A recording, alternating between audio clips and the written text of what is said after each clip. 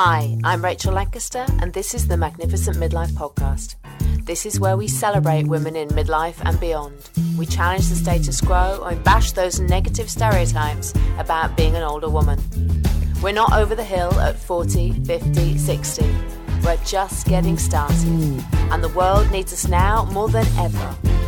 I'll be talking all things midlife and sharing some fabulous stories of amazing women doing very cool stuff. Now's our time.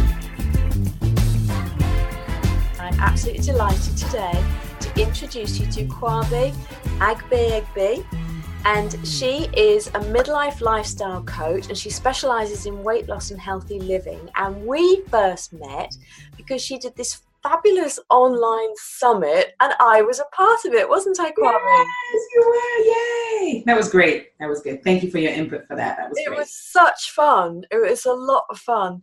And we talked a lot, didn't we? Because you shared all my passions about making midlife amazing. Yes, and fabulous and magnificent. Yes. So why is this your passion, and what is your mission? I know it's very similar to mine, but for me, it's really about giving women, just providing women information so that they can embrace midlife. Media says so much, social, society says all these different things, but I want women to know that it doesn't have to be that way. There is another world out there. Once they embrace midlife, it's just amazing. And for most of them, they don't see that, but ever since I turned 50 in March. And when I turned 50, I had conversations with women. And it was amazing to hear them say, well, it's really over and not much happened. I'm like, no. I'm like, we're going to have to change that. I'm like, where did that come from? But you know what? It's been passed down, though. I would say that probably 70% of women believe that. And I'm on a mission to change that. Because it doesn't have to be their narrative. It doesn't have to be, really. Absolutely. And you are in America, aren't you? Although you don't. Yes, I am. Mm-hmm. You're in America. Yeah, I'm in Atlanta. Where are you originally from? Well, I'm originally from Nigeria, yeah. But I was born in England. Uh-huh. So, yeah. And then you ended up in Atlanta. Okay, and how long have you been there? Oh, good. So I've been in Atlanta since 96. Oh, a long time then. Yeah, a long time, yeah. After college, I went to university in England. I left after uni and came to the States for work, and that was it. And do you see any differences in how women approach midlife from the UK side, or even Nigeria, or the US? Have you noticed differences? Oh my goodness, totally different. I'll tell you this though, in order of how they embrace it, I would say it would be Nigeria first. They embrace midlife. Midlife is a big thing for them. Like in their 50s, they have a big celebration when you turn 50. Oh, wow. Seriously. Having a 50th birthday party is a big deal. Yes. So we talk about, so Nigeria would probably be at the top of if I put them in order of who really embraces, it'd be Nigeria. And then I would maybe say US next and then UK. And I only say US next just because I'm more familiar with people here. I don't know if they embrace it. The only thing I do know is, according to research, the people in the UK have a tough time with menopause. So that's why I'm putting that down here compared to the people in the US. But in general, Nigeria is like up here and the rest are down here. Seriously. They don't embrace it at all. But that is fascinating for me to know, because I've always suspected that. I know that, for example, in East Asian cultures, women get more status the older they get. That is changing, but traditionally they've got more status. Right. And I think that has definitely impacted their experience of going through midlife, going through menopause, etc. Yes. And I've always wondered about other cultures, particularly African cultures. So it's fascinating to hear that it is celebrated in Nigeria. Oh yes, it's celebrated. Oh yeah, it is. And does a woman's stature increase the older she gets? Oh yeah, because you're just looked up with more respect, and you're like, oh, okay, you've reached a certain level. You get to that age, it's just different. And unfortunately, in other cultures, it isn't. So, but definitely in Nigeria, it is. I mean, 50th birthday parties are like the rage. I'm so pleased to hear that. Yeah. So, what made you decide to sort of go down this path of doing what you do? How did you end up doing what you do? Well, I started out, first of all, I started off at IT, which was completely different. So I did information technology. That's my background. Yeah. But I've always had an interest in healthy living. And it started for me when I was in England. I was probably about 19 years old. And I was in uni. I'd come back home. I was trying to find something on the TV. And I still remember it vividly. There were like 4 channels on the TV. Yeah. And I stumbled on a documentary on Channel 4. It was about cattle and how they were, they get to the table. Like, okay, this is the meat and this is the backdrop of what happens prior for it getting on your plate. And it was so disturbing. And I made a decision right there and then. I was 19, I remember. I made a decision not to eat meat. I decided, okay, I wasn't going to eat meat anymore. And I stopped. But then it didn't stop with just meat. I decided to investigate every single thing I put in my mouth. And it was so funny because my friends teased me. They were like, what are you doing? Have fun, enjoy yourself. But I was like, no, these things are not good for you. I read about preservatives, additives, and all of that. But I knew that, and then I would help my friends. They were like, okay, can you help me with maybe a little meal plan? I'd arrange little meal plans for my friends, and they would see the difference. But I was in college. So I said, okay, let me focus. I mean, that wasn't a career thing or an option, so kept going on. And then we're talking maybe, 15, 20 years later. I'm like, you know what? I really want to pursue this. So I started as a weight loss coach. I went back to school, did coaching, certifications, and became a weight loss coach. And I specialized in women in their 40s and over because I was already 40 at the time. And I said, I'm going to focus on that age group.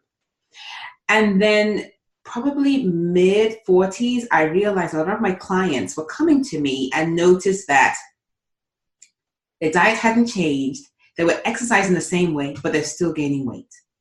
And that's when I started to do more research, and I found out that it had to do with, not menopause, it had to do with midlife. As you age, yes, your metabolism slows down. And so I'll do more of that. And then it kind of changed even further when I started having conversations with men and realizing that they were like, oh yeah, life is over. Not much is happening in midlife. I'm like, you know what? If there's only one woman I can change, my work is done. And that was it. And that's when I kind of pivoted a little bit and changed my focus to more midlife, right? Yeah. And that whole nutrition thing, it's fascinating, isn't it? Because yes. Oh my goodness, it is. That whole putting on weight in midlife is quite an issue. It is. And I try to explain to women, because most times they think, oh, it's because of menopause. I'm like, no. Because women experience menopause at different times, but they've done the research. Regardless of whether you're going through menopause or you're not, in midlife, you will gain, you're more susceptible to gaining weight. So they realized it was more of an aging issue as opposed to a menopause issue. What are your sort of top tips to stop us putting on weight in midlife? One of the things I tell all of my clients is, as we age, we don't need as much food. So if you're going to eat the same amount of food you were eating in your 20s and 30s, it's not going to work. You need to reduce the amount. Really, you really have to reduce the amount, because our bodies are no longer the same. Our bodies no longer can, just digest that information as quickly as it used to anymore, and it will hold on to it as fat. So I tell women, that's the first thing. Reduce your portion sizes. That's so important. Another thing I talk about in midlife that help women lose weight and maintain their weight loss is categorizing their food. I tell women, every single piece of food you put into your mouth has a category. It falls into one category or the other. I tell them it could be fuel food, which is food that nourishes us, and those are like our leafy green vegetables, fruits, non-processed food.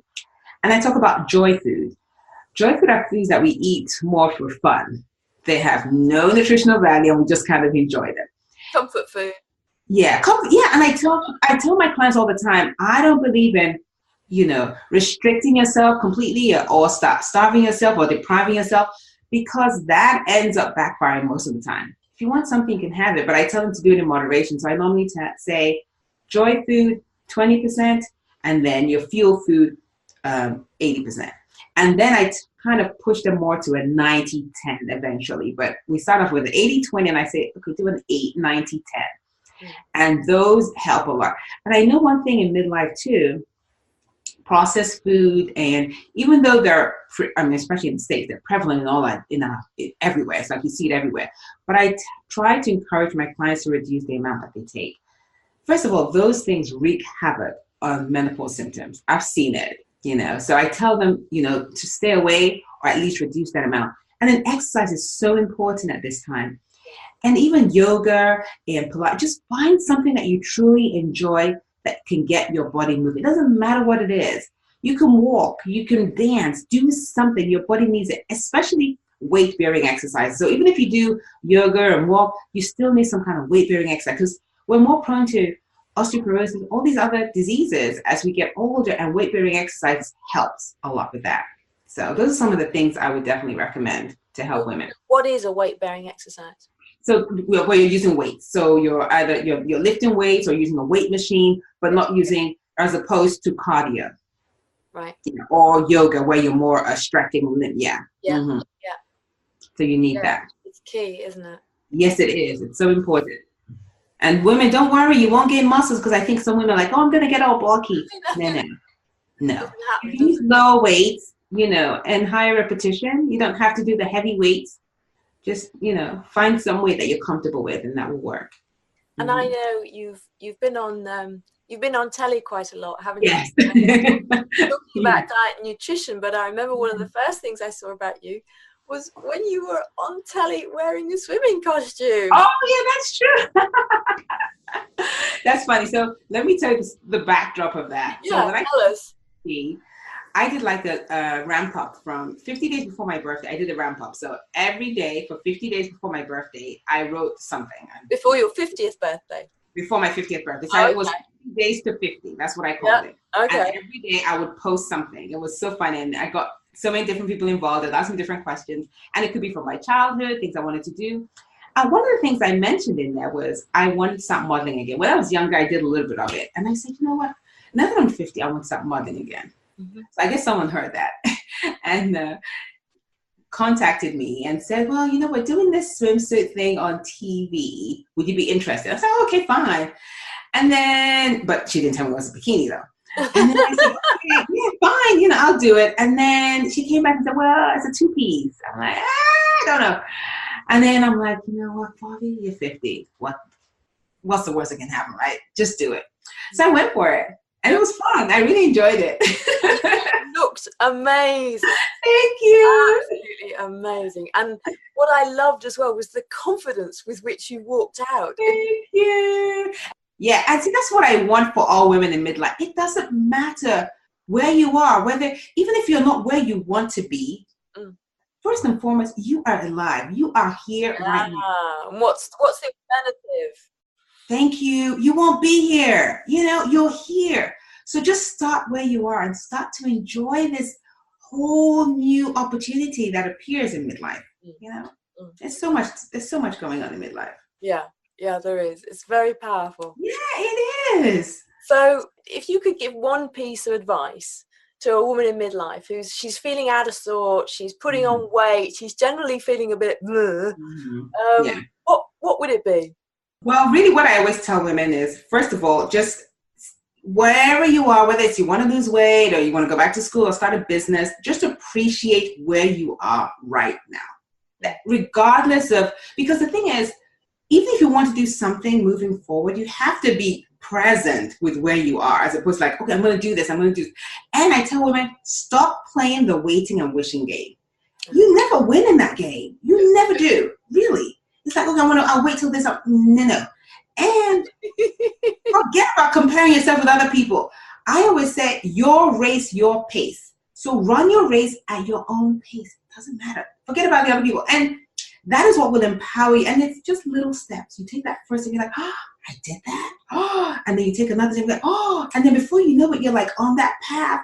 And before you know it, whatever action, whatever outcome you're looking for, it will come to fruition. But you have to be ready to accept be comfortable with where you are right now. Don't worry about it. You might not be at your goal weight. You might not be in business. You might not be where you want to be. You might not have written the book. But just start where you are. It's okay, really. It really is okay. And you'll be amazed. You take those little steps, and then before you know, you're like, oh, I'm really doing this. And I want to also know a little bit about, you run retreats, don't you? And you take Yes, I do. To exotic locations. Yes. And that came about because I just noticed a lot of women were doing way too much. Mm-hmm. And even when they said, oh, I'm going to take some time out for me, with the husband, with the kids, with the pets, with family, now we have parents, it was like they couldn't really focus on themselves. And I'd hear them say, because I would regularly run like day events where it'd be like from maybe 4 hours, and it would be more of an event focused on the women. But there was one thing they would always say, like, oh, I used to think I'll be able to do this, and I know it's too late now. And I'm like, the fact that you're talking about it means you still want to do it. Yeah. And then I made a decision, okay, I am going to create retreats for women so they can go away from their regular environment without all the distractions, and they can focus on themselves, and they will be completely pampered. They don't have to worry about food. They don't have to worry about, oh, they have to take the dog for a walk. None of that. The kids, no, none of that. And they can focus on themselves, and those goals that they put on the back burner many years ago, they can start to, if it's something they really want to do, they can start to take action towards it. And it's just a great way for them to feel pampered without like, oh, I have to go do this. No, 7 days, 6 nights in a beautiful location. And that's how that came about. And I mean, the women absolutely love it's just they're different people when they're there. It's amazing. The things they talk about, I'm like, you were really thinking about this? They're like, yeah, but because the husband, the kids, I couldn't. I'm like, you need to do it. And then you have other women cheering them on too, which is amazing. The magic, beautiful. I can imagine. It sounds absolutely amazing. But I think that idea of taking women away and out of their context is so powerful, isn't it? Because we are so many things to so many different people. There are. And we lose sight of who we are as an individual, don't we? Yes, we do. Yeah, constantly. So they have to be taken out of, because they just won't do all those things. I mean, there are some people that probably can, but for the most part, people can't. They're like, oh no, I have my parents, I have my kids, friends, siblings. It's never ending, Let me ask you a question. Do you think there's also an element of fear about taking that first step and doing it? Oh, yeah, of course. Because once you've taken that step, and if it then doesn't work, you've only got yourself to hold accountable. So yeah. Okay, so I'm glad you brought up the fear thing, because there's something I do in all my retreats. I do a vision board. I normally do vision boards with my clients. And one of the things I tell them when they're trying to figure out what they want is, if fear was not an issue, if what people would think about you, people's opinions didn't count, and if money didn't play a factor, what would you want to do? What would you want to be? How would you want to show up? It's amazing when people answer that question and they leave those 3 things aside. They can come up with all kinds of things. And I tell them, okay, let's say, for instance, you really want to do something, you take that step and it doesn't work. What's the worst that can happen? It didn't work, right? But guess what? At the end, when you're thinking about the things that you wanted to do, that won't be on your list of regrets. Yeah. And I'm telling you, to me, that's huge, because regret is just a feeling that can just eat you up inside. And you don't want that. Yeah, much better to regret what you've done than what you haven't done. Yeah, you'll say, okay, at least you tried it. And you might have made mistakes. Maybe you can learn from that and do something different. And we always grow through the process. That's how I look at it. Okay, it didn't work, but I tried it, And that's so important, isn't it? For me, that's so important to continue to grow.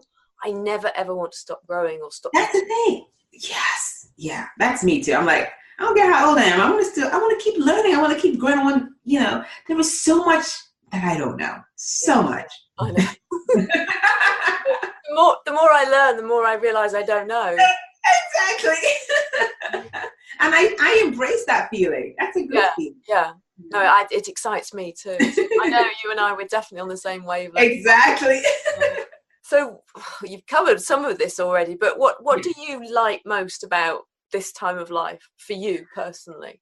I think because I'm more fearless now, because I've kind of thrown away like, okay, what people think, I'll just do it. I mean, what's the word? It's like my kids laugh. They say, Mom, you shouldn't do that. That's embarrassing. I'm like, embarrassing to who? I'm like, that's you. I'm fine, So I just think it's a time where there are just so many opportunities, and we've got to this point because we have, we've lived, right? So we have a lot of experience. So we can use our experiences to carve out new things that we're, doing. Mm-hmm. And I just love that. To me, that's just exciting to me. Mm. But I think we have a job to do persuading society Oh my That's goodness. the way they should see us. Ooh, That oh yeah. whole that you talked earlier about, I think in Nigeria, that Yes. older women are appreciated for their Oh yeah. wisdom and for their Oh knowledge yeah. and experience. Whereas I think in Anglo-Saxon cultures, that's not the way it is. Of course not. Oh no. Everything has to be brand new and youthful. And that's the reason why they have so many anti-aging products. And for me, I really wanted to change that word. It shouldn't be anti-aging. We're all going to age. We're pro-aging. Thank you, pro-aging. What's the anti? I mean, it seems as if it's a bad thing. We're all going to age. Yeah. But, we have a job to do. And the thing is, we also have the buying power. So, midlifers, we do have the buying power. So we have to be able to tell them, this is not what we want. This is what we want. But it will take some time. But I think it's slowly changing. So how can we make it change faster? Well, I think it's by doing things like this, by, through this type of interviews, by like my programs are all about midlife, thriving and shining in midlife. So I want women, women come into the program, they learn those skills. We do a lot of mindset work, which I think is huge because I think it's the way you think, first of all. It's how do you think about this? Because the way you think about it is how you're going to show up in life. And the more we get more people realizing that, midlife is an exciting time. Midlife is not a time for you to say, okay, I'm going to roll over and die. No. What a waste that is. I know. And I try to share a lot of stories of women that have done amazing things in midlife so they can see and say, oh, wow, she did that. Like the other day I shared, and I can't even remember her name. I think her name is Patricia. She's the stylist for Sex and the City. And she started her career when she was 53. That was when she got her big break and she started styling the ladies on Sex and the City. Really? At 53? Yeah. And she's still going strong. And she won awards. She even won an Emmy, I think, when she was like 57. I mean, why not? So if we can keep on showing women that there are ladies out there doing these things so that they don't have to think, oh, it's just a one-off. No, there are lots of women doing amazing things in midlife. Yeah. That can encourage them. Yeah. Is there anything you don't like about this time of life? The thing I really like is society. It's like when the way they treat, it's like you're not valuable anymore. Even in the workforce, I've seen that. Like I'll see reports and I'm like, really? These are valuable people. And I had a discussion with one of the women that appeared on my summit, and she said her company, and well, she's based in Nigeria, so that might make a difference. In her company, because she's an attorney, what they're doing now, because she's a year older, and she said now she's moved into more of a mentoring role in her company, which I think is absolutely amazing and brilliant because she can use her experience to help the younger ones coming in. But that doesn't happen, in corporate. It's almost as if they're ready to get rid of the older ones to make room for the new. But the experience that the older people have can be passed down, and you're missing out on that opportunity. So that part I don't like. I don't like that part at all. And then what also I hate is that women feel such pressure to look younger in the workplace because of that prejudice that they find. Yeah, of course. Which is sad because why should we have to do that just to fit in? I know. It's just all wrong, isn't it? Yeah, because you never feel, that's one thing I think all humans want. We just want to be ourselves, recognized as who we are, supposed to be trying to be someone else. That is so exhausting. It really is. Yeah, no, it's a massive issue, I think, yeah, across the world, isn't it? I don't know how we change it and how we do it, but yes, you're right. These kind of things hopefully will help to shift perceptions. Yeah, and that's it, because we can only shift the perception, and if a lot more people, and it keeps on going, we'll see a big difference. Yeah. You and I, we need to keep shouting, yes. Don't we? So what would you tell your 30-year-old self? You know what? I am going, if I'm to speak to my 30-year-old self, I would say thank you. And the reason why I would say that is I love the mistakes that I made because it's made me who I am today. I would not change one thing. The craziness, the boldness, the whatever it is I did, I just appreciate that time because it made me who I am today. So I I love my 30-year-old self. Thank you. That's great. I like that. What brings you joy? Oh my goodness, so many things. So I love dancing. Love, love, love. What sort of dancing? Oh my goodness. My husband, okay, so I love all around dancing. But when my husband and I were first married, we did ballroom dancing. And we even won a competition. So I love all kinds of dancing. I did salsa.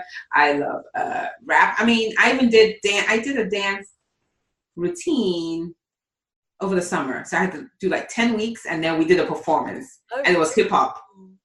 Wow, that's so cool. Yeah, so dancing to me, just listening to music and dancing just lights me up.